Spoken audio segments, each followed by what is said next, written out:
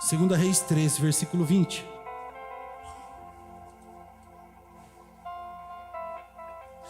Diz assim a palavra do Senhor, escrita no livro de Reis, escrita no livro de Reis, 520 anos antes de Cristo, perfeita e intacta como nos dias de hoje, há quase 2.600 anos, ainda é a mesma palavra. Está escrito assim: depois morreu Eliseu e o sepultaram. Ora, as tropas dos moabitas invadiram a terra e a entrada do ano. E sucedeu que, enterrando eles um homem, eis que vieram um bando e lançaram o homem na sepultura de Eliseu. E caindo nela o homem e tocando os ossos de Eliseu, reviveu e se levantou sobre os seus pés. Dá para entender isso? Eu vou ler de novo. Faço questão de ler de novo. Depois disso morreu Eliseu e o sepultaram. Ora, as tropas dos moabitas invadiram a terra, a entrada do ano. E sucedeu que, enterrando eles um homem, eis que viram um bando e lançaram o homem na sepultura de Eliseu. E caindo nela o homem e tocando os ossos de Eliseu, reviveu e se levantou sobre os seus pés.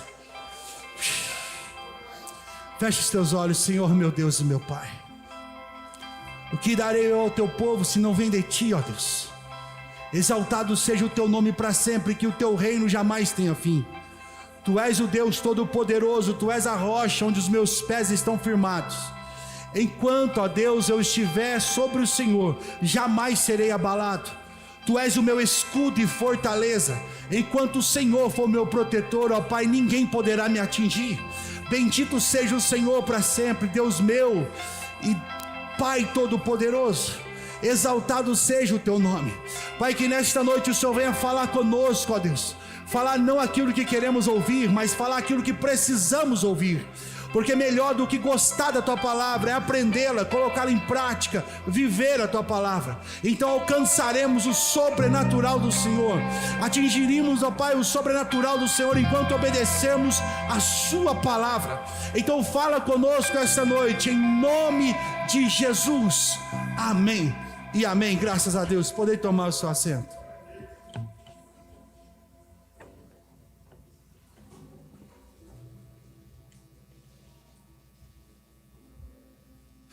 Alguém vai olhar para a história de Eliseu como se Eliseu fosse um profeta não tão grande quanto foi o seu mestre Elias. Porque depois tudo que se fala acerca de Elias. Eliseu, ele pediu uma unção dobrada, ou o dobro daquilo que havia dado ao seu mestre, que era Elias. Elias o tisbita, vindo de Gileade, 1 Reis capítulo 17, começa dizendo acerca dele. O Elias que fez muitos milagres, fez fogo descer do céu, fez parar de chover por 3 anos e meio. Elias ressuscitou o filho da viúva de Serepta, multiplicou a farinha na panela. Elias fez muitos milagres. Quando Eliseu chega, sendo o sucessor de Elias, Eliseu começa deixando muita coisa para trás. E eu quero falar sobre isso essa noite ao teu coração. O reino de Deus não está ligado àquilo que você constrói, mas àquilo que você consegue deixar por ele. A Bíblia vai dizer que Eliseu estava arando terra com as suas juntas de boi, quando Elias chega até ele com a sua capa e passa a capa sobre Eliseu. Eliseu deixa imediatamente e fala para o profeta: posso ir dar um beijo no meu pai, despedir dele? E então ele mata o boi, pega o carro, quebra, faz um churrasco para todo mundo, acaba com tudo, diz: não tem mais para onde voltar. A nossa vida com Cristo, se queremos marcar uma geração ou fazer algo relevante para o Senhor, precisamos entender até que ponto estamos dispostos a deixar algo pelo reino de Deus.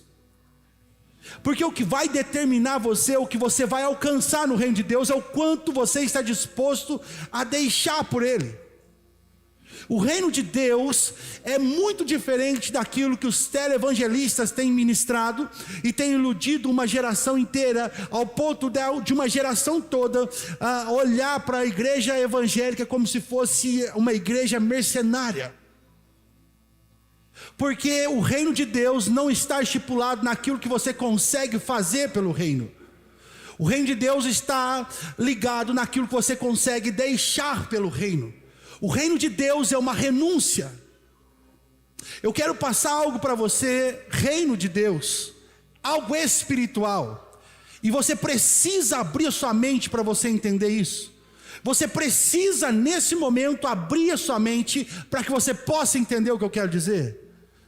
Todos os grandes homens de Deus, a diferença deles com aqueles que não foram citados por Deus em hipótese alguma, em geração alguma, foi aqueles que deixaram algo pelo Senhor. A nossa vida é de renúncia, todo dia. José estava lá no Egito, quando a mulher de Potifar vem e tenta contra ele. A Bíblia diz que ele renunciou e correu. José fugiu e correu, renunciou. Moisés, a Bíblia diz que não quis, renunciou ser chamado filho da filha de Faraó. Abraão renunciou, deixou sua terra, sua parentela e toda a sua família. Deixa eu dizer uma coisa para você, meu irmão: se quer fazer algo para o reino de Deus, precisa estar disposto a abrir mão de alguma coisa. Quando Jesus chama Pedro, ele não chega na beira do barco, na beira da água e diz: Pedro, vem, me segue. Ele não disse isso. Ele diz: Pedro, vai ao mar alto, vamos pescar. Senhor, mas eu não peguei nada. Então agora você vai pegar. E depois do barco dele cheio, o barco do vizinho cheio, ao ponto de quase ir a pique, a Bíblia diz assim: então Jesus diz para ele: deixa e me segue. Porque Jesus não chama ninguém que não tenha nada o que deixar. Por isso ele chama Mateus, publicano, e vai dizer para ele: deixa, vem e me segue. O reino de Deus é uma renúncia. Se você não entender isso, você nunca vai marcar a sua geração, você nunca vai fazer nada relevante, você nunca será um espelho para a sua casa, para os seus filhos, para os seus vizinhos, para ninguém. O reino de Deus é renúncia. Preciso renunciar a alguma coisa. O que, pastor? As tuas vontades, os teus desejos. Ou você vence ele, ou ele vai te vencer. Nós estamos no culto de Santa Ceia, e esta ceia representa a morte de Cristo. Renunciou o seu trono. A Bíblia diz que não precisava, mas ele quis, por amor a nós, renunciar o seu trono e morrer por nós. Renunciou a sua glória para descer e salvar eu e você. Então precisamos entender que é necessário renunciar a alguma coisa para que o reino de Deus avance. A Bíblia vai dizer que então Eliseu olha para Elias no final da vida, sabendo que Deus levaria ele no redemoinho. Ele diz para ele: pede o que queres, eu te darei. Eliseu diz: quero a unção dobrada do Espírito que está sobre você. Elias fez 7 grandes milagres. Eliseu fez, enquanto estava vivo, 13. Parece que não ia dar o dobro, mas depois de morto, a Bíblia diz que os seus ossos completou o dobro. a unção dobrada. Pastor, o que o senhor quer dizer? Eu quero dizer que na nossa vida, aquilo que renunciamos pelo Senhor, ainda que nós estiver morto, o Senhor cumpre aquilo que prometeu. Porque o nosso Deus é um Deus fiel. A Bíblia vai dizer que depois de morto, Deus falou: preciso honrá-lo. Preciso honrar a promessa feita pelo meu servo. Deixa eu dizer uma coisa: tem muitas pessoas frustradas. E o que tem de pessoas que chegaram a mim por esses dias, dizendo situações terríveis que estão na sua mente. Pessoas que estão entrando em grande depressão, em grandes doenças da mente. Sabe por quê? Porque não entenderam que só Jesus pode trazer a paz, e ela precisa renunciar a alguma coisa. Mas a vaidade dela não deixa ela renunciar a nada. E tem andado uma vida miserável. Tem andado uma vida miserável. Não há outro caminho, o caminho é esse, e só há um evangelho. E é esse evangelho que é a verdade. Jesus é o caminho, a verdade e a vida. Não há outro evangelho fora desse. Se te ensinaram algo diferente, é uma mentira. O evangelho não diz o quanto você tem, diz o quanto você conseguiu renunciar por ele. Não é o quanto você conseguiu ajuntar, é o quanto você conseguiu deixar. Se alguém chegar no dia do Senhor e falar: Senhor, eu consegui montar 10 igrejas para o Senhor, 50 igrejas para o Senhor, e o Senhor vai olhar para ele e vai dizer assim: apartai-vos de mim que eu não vos conheço. Mas por que ele pode dizer isso? Porque se ele andou numa vida torta, no pecado, o Senhor não tem aliança com ele. Não importa o número de membros que ele tem, não importa o quanto ele tem de dinheiro, não importa o quanto amigos ele tem, ou o quanto ele aparentava ser um homem de Deus. Mas se chegar alguém diante do Senhor e falar: Senhor, eu deixei tudo, renunciei tudo e vivi minha vida na tua vontade, não consegui ganhar 1 milhão de pessoas para o Senhor, mas eu fiz o que o Senhor quis, ele vai dizer: vinde benditos de meu Pai. Porque a renúncia te leva a Deus. Por isso precisamos renunciar às nossas vontades da carne. A carne vai te levar ao pecado. Se você quer que Deus te honre, que Deus faça algo por você, você precisa aprender a renunciar às suas vontades. Você precisa aprender a renunciar ao pecado. O pecado, ele vai bater na tua porta todo dia, ele vai te afrontar, Satanás vai fazer isso. Mas aí olhamos para a cruz e falamos: alguém renunciou, e mesmo depois de morto, reviveu por nós, e por amor a ele, vou fazer valer a pena. Precisamos fazer valer a pena. Ainda que estejais morto, viverás. Aquele que aprendeu a deixar tudo. Porque aquele que não deixar pai, mãe, esposa, filhos, por amor a mim, não é digno do meu reino. Meu irmão, não é para você separar o casamento não, tá? Não tem nada a ver, não interpreta dessa forma não. Pastor Lucas aqui bate em mim. O Senhor está dizendo que a vontade de Deus é em primeiro lugar. E a Bíblia vai dizer que naquele ano em que morreu Eliseu e foi sepultado, veio uma tropa, enquanto um homem havia sido morto. E eles vendo aquela tropa de Moabita vindo, o que vamos fazer? Precisamos descartar esse homem. Então viram uma cova, não muito bem enterrada, com ossos, ele disse: aqui. Jogaram o homem lá. Mas alguém que tem aliança com o Senhor, até os seus ossos faz milagres. Não, eu vou dizer de novo, você não entendeu. Ainda existe milagre, irmão. Se você está vivo, ainda existe milagre, porque até os ossos de Eliseu pôde trazer vida a alguém. Agora, eu quero trazer isso para os nossos dias. O quanto você tem renunciado para trazer vida a alguém. Porque Jesus é o caminho, a verdade e E aqui eu falo de uma vida espiritual. O que você tem renunciado para trazer a vida a alguém? Nós estamos falando de um evangelho que não é brincadeira. Se nós estamos olhando para Cristo e Cristo é a vida, precisamos apresentar a vida a alguém. Eliseu até depois de morto trouxe vida a alguém. mas nós temos olhado só para nós mesmos. E o Evangelho não é assim. O Evangelho não é só para você. Não seja egocêntrico, achando que você é o centro de alguma coisa. Não, Cristo é o centro. E precisamos levar pessoas a Cristo todo dia, porque Satanás tem levado eles à morte. Pessoas têm morrido todos os dias espiritualmente. Satanás tem levado milhares e milhares de pessoas à morte, jogado numa cova. Mas nós conhecemos a vida e precisamos ressuscitá-las. Eu estou dizendo espiritualmente. Quem tem ouvidos, ouça o que o Espírito está dizendo à igreja. Quem tem ouvidos para ouvir, que ouça. Eu estou falando em parábolas. Precisamos ressuscitar pessoas que já morreram espiritualmente. O Evangelho não se trata de nós, mas tem que acontecer alguma coisa através de nós. Dá para entender? O Evangelho não é sobre nós. Não sou eu que faço, não é você que faz, mas através de você, Cristo quer fazer alguma coisa.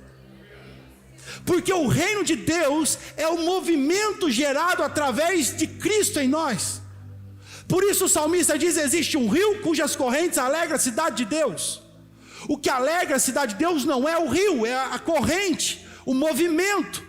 E esse movimento é que Cristo quer fazer em nós. Agora, se através de nós não há movimento, é sinal que é um evangelho fraco. É um evangelho que não gera nada.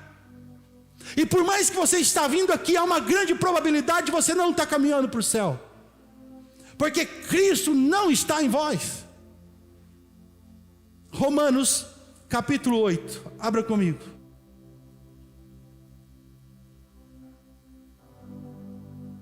Romanos capítulo 8.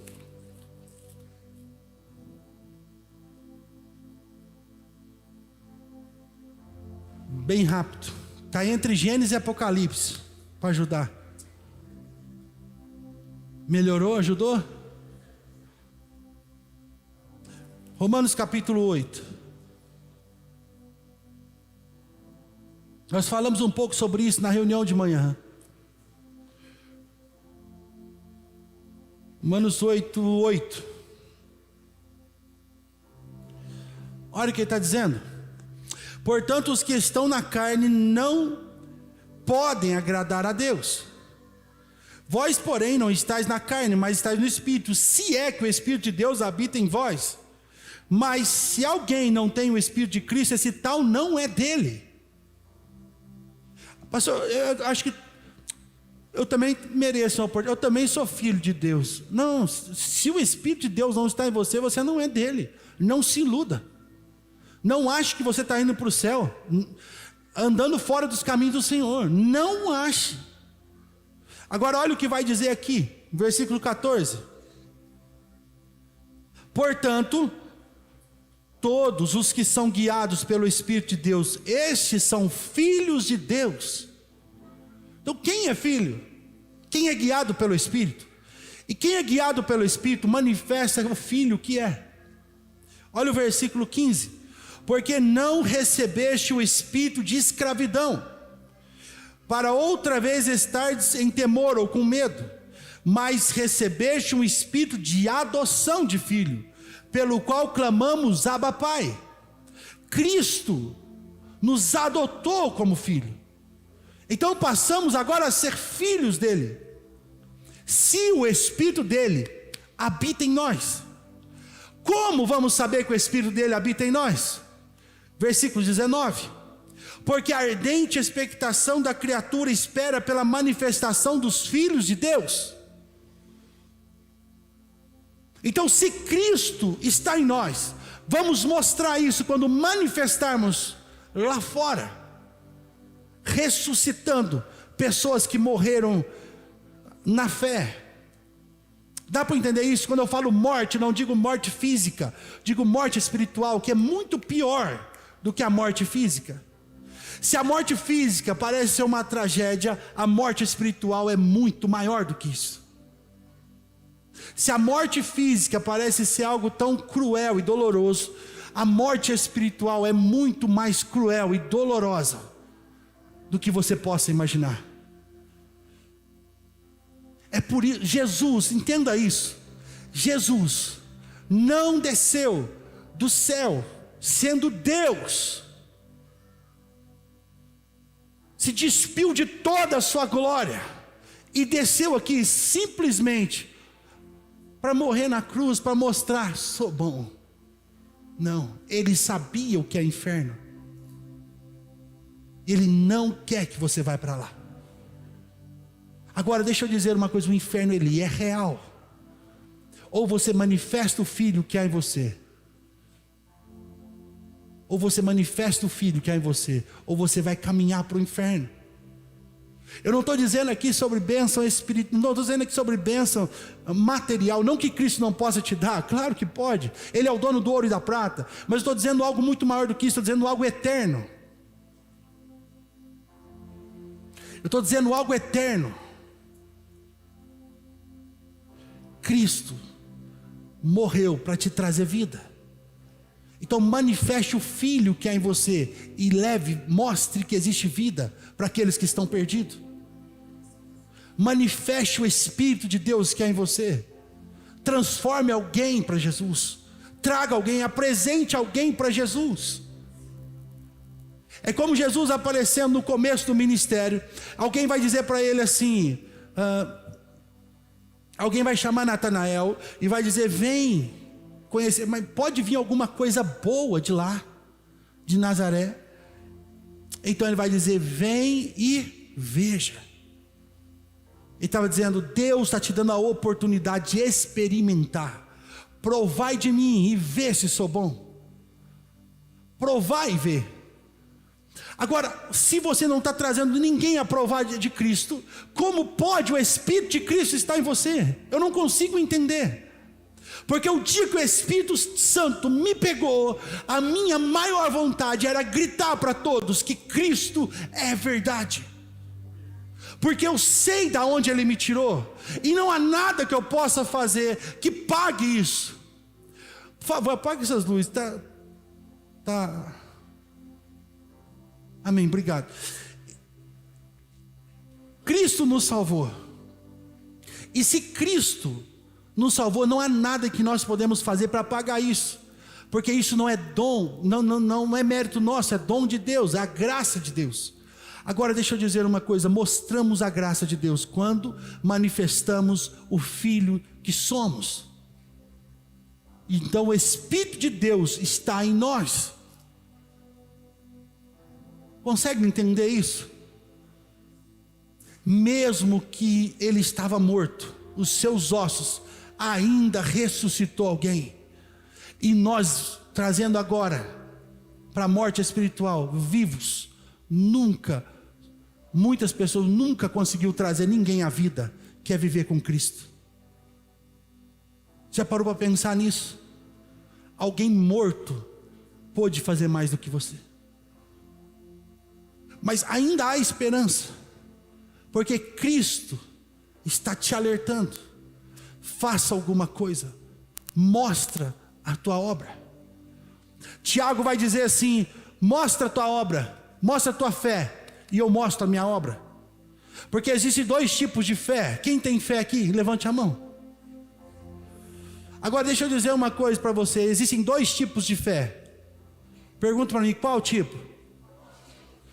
Algumas pessoas, quem perguntou foi algumas, só depois eu falo. Estou brincando.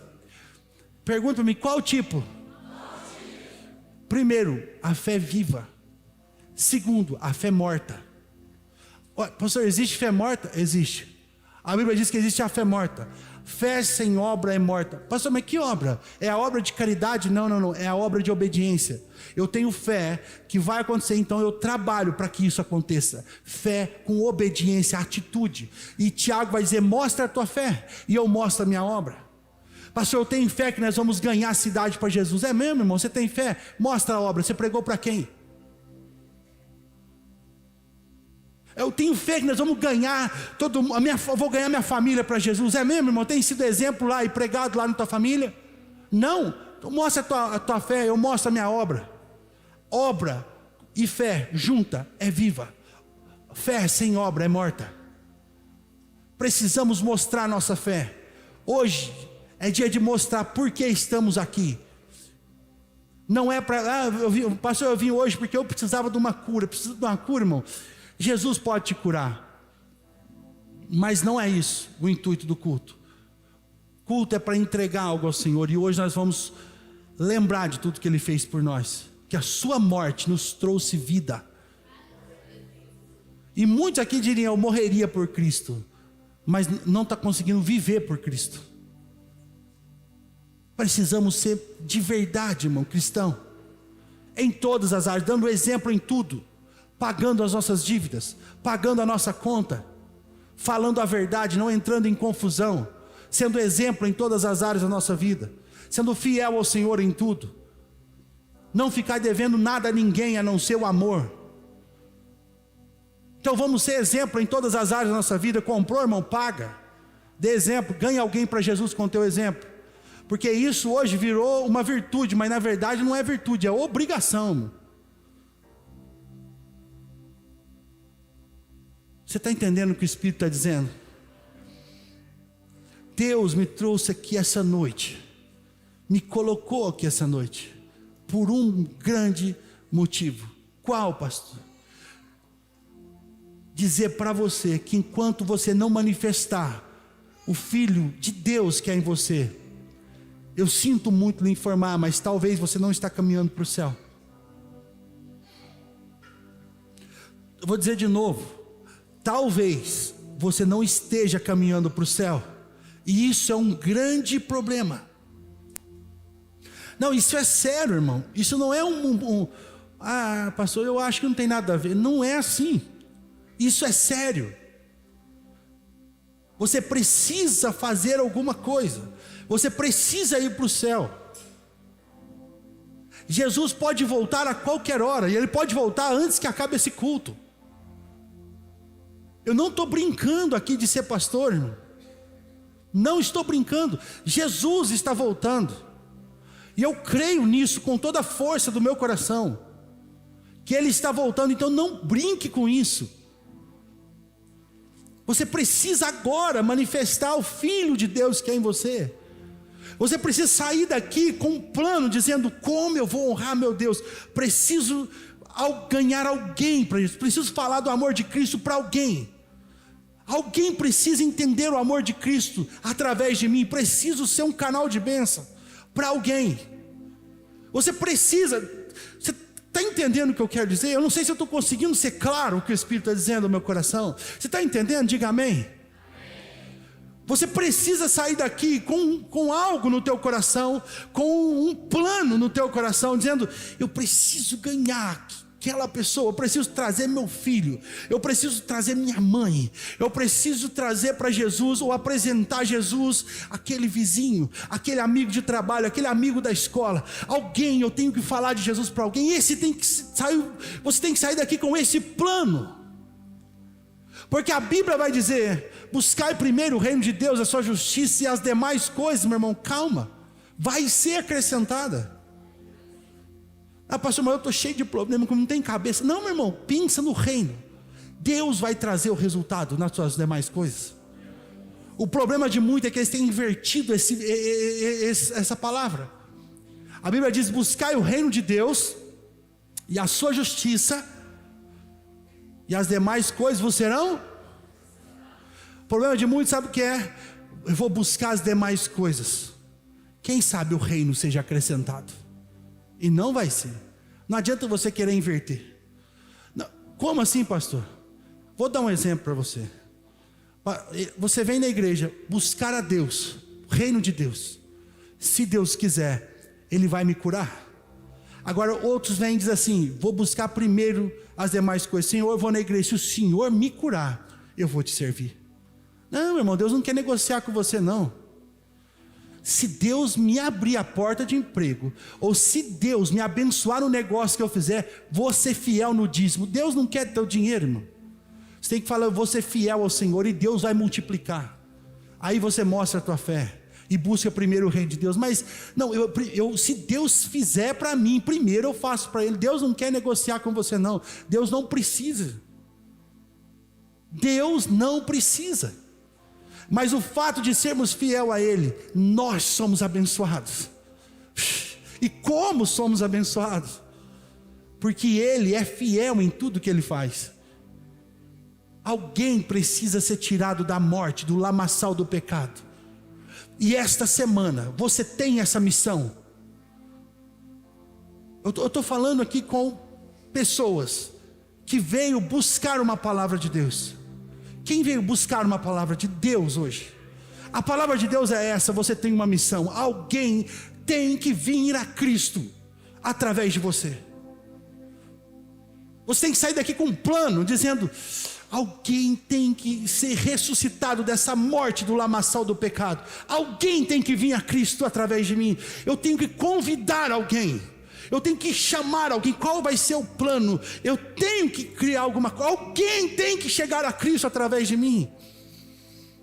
Não podemos viver um evangelho para nós mesmos. Não é só para nós. Cristo não morreu só para você, meu irmão. Cristo morreu para você e para quem está lá fora. Precisamos dizer isso a eles. Precisamos falar para eles do amor de Cristo. Alma é alma. Pastor, mas o senhor quer dizer? Eu quero dizer que não importa se você está aqui, tem um valor a tua alma, a deles também tem o mesmo valor. Se você tem dinheiro no banco, a tua alma vale um valor. Mas se você não tem um tostão no bolso, vale a mesma coisa a sua alma. Porque alma é alma. E tem um monte de alma lá caminhando para o inferno, mortas espirituais. Não adianta você achar que salvação é individual. Vou viver e pronto, e acabou, eu vou ser salvo. Não é esse o evangelho que Cristo nos ensina. Precisamos tirá-las do inferno e colocá-las no caminho correto, alinhá-las na bússola que indica o céu. Precisamos fazer isso. Você tem que sair daqui hoje com um plano. Como eu vou fazer isso? Pastor, mas minha casa está bagunçada. Pastor, meu casamento está difícil. Pastor, eu estou precisando de dinheiro. Pastor, estou desempregado. Meu irmão, não tem nada a ver uma coisa com a outra.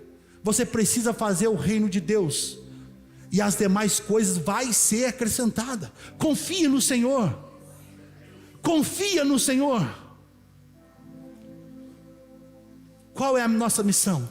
Ganhar alguém, apresentar alguém a Jesus, ou melhor, apresentar Jesus a alguém. Fazer valer a pena o evangelho de Cristo, fazer valer a pena o que Ele morreu por nós na cruz.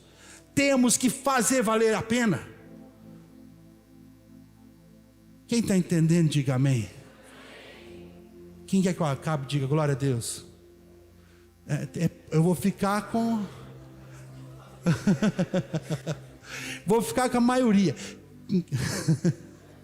Vamos colocar sobre nossos pés em nome de Jesus.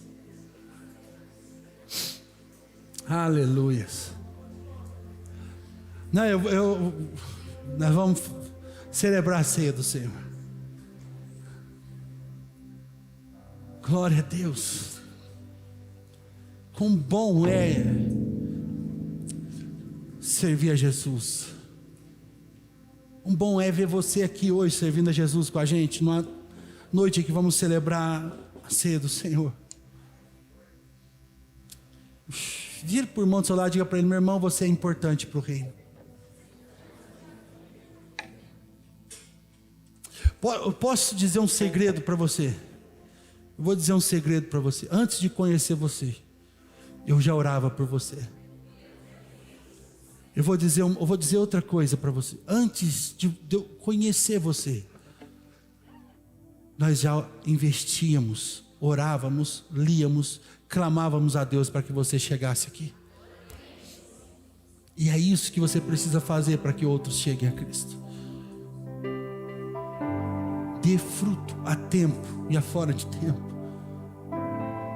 Jesus está voltando. Alguém precisa ser tirado do lamaçal do pecado. Alguém precisa ser tirado da morte e trago a vida. Alguém precisa. Essa semana precisamos ganhar alguém para Jesus. Uma pessoa precisa sair do inferno e caminhar para o céu. Uma pessoa que você apresentar a Jesus. Uma pessoa. Jesus quer te salvar, meu irmão. Pensa alguém que quer te salvar. Esse alguém é Jesus. Fecha os teus olhos. Eu quero convidar os obreiros aqui.